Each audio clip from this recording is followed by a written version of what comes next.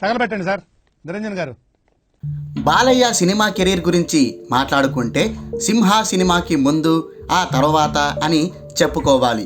ఎందుకంటే అంతకు ముందు బాలయ్య సినిమాలను ప్రతి ఒక్కరూ హేళన చేసేవారు, ఎవరూ పెద్దగా పట్టించుకునేవారే కాదు.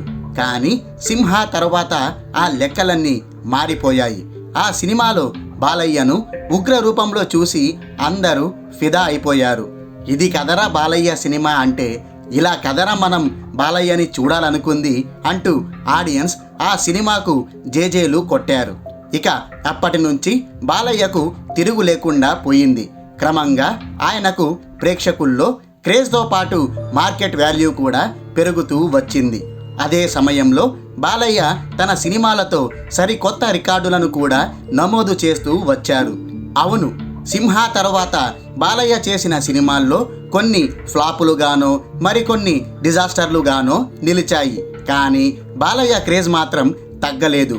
ఇందుకు ప్రత్యక్ష సాక్ష్యమే అఖండ, వీరసింహారెడ్డి మరియు భగవంత్ కేసరి సినిమాల ఫలితాలు. బాలయ్య మాస్ ఇమేజ్కి తగినట్టు ఈ సినిమాలు ప్రేక్షకులకు కావాల్సినంత ఎంటర్టైన్మెంట్ ఇవ్వడంతో ఇవి బాక్సాఫీస్ని చీల్చి చెండాడాయి. ఈ 3 సినిమాలు 100 కోట్లకు పైగా గ్రాస్ వసూళ్లు నమోదు చేశాయి.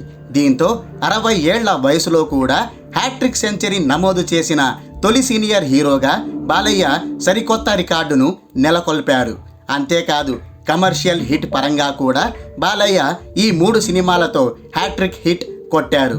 ఇదే సమయంలో బాలయ్య తన పేరిట మరో మైండ్ బ్లోయింగ్ రికార్డుని కూడా లిఖించుకున్నారు. ఈ ఏడాదిలో అంటే 2023లో బాలయ్య నుంచి 2 సినిమాలు వచ్చాయి. అవి వీరసింహారెడ్డి మరియు భగవంత్ కేసరి. ఈ 2 సినిమాలు బాక్సాఫీస్ వద్ద సాలిడ్ కలెక్షన్లు నమోదు చేసి దుమ్ము దులిపేశాయి.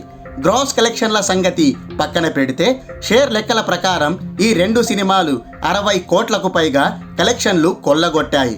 దీంతో ఒక క్యాలెండర్ ఇయర్లో బ్యాక్ టు బ్యాక్ 60 కోట్ల షేర్ మార్క్ని అందుకున్న తొలి టాలీవుడ్ హీరోగా బాలయ్య రికార్డ్ సృష్టించారు. ఈ రోజుల్లో స్టార్ హీరోలకు ఒక ఏడాదిలో ఒక సినిమా రిలీజ్ చేయడమే గగనం అయిపోతే, బాలయ్య మాత్రం ఒకే ఏడాదిలో 2 సినిమాలు రిలీజ్ చేసి బ్యాక్ టు బ్యాక్ 60 కోట్ల షేర్ మార్క్ని అందుకొని సరికొత్త సంచలనానికి పునాది వేశారు. టాలీవుడ్ స్టార్ హీరోల్లో ఇలాంటి రికార్డుని ఇంతవరకు ఏ ఒక్కరు కూడా సృష్టించలేదు. తొలిసారి నందమూరి బాలకృష్ణ ఈ రికార్డు నెలకొల్పి ఇండస్ట్రీలో తన సత్తా చాటుకున్నారు. అవును, ఈ ఏడాదిలోనే మెగాస్టార్ చిరంజీవి నుంచి కూడా 2 సినిమాలు వచ్చాయి. అవి వాల్తేర్ వీరయ్య మరియు భోళా శంకర్.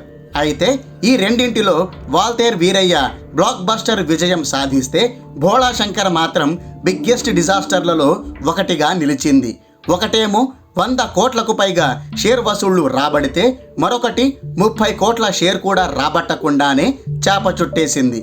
అంతేగాని బాలయ్య తరహాలో చిరంజీవి ఆ 2 సినిమాలతో బ్యాక్ టు బ్యాక్ 60 కోట్ల షేర్ మార్క్ని అందుకోలేకపోయారు. ఓవరాల్గా చూసుకుంటే ఈ ఏడాదిని బాలయ్య నామ సంవత్సరంగా చెప్పుకోవడంలో సందేహమే లేదు. అయిపోయి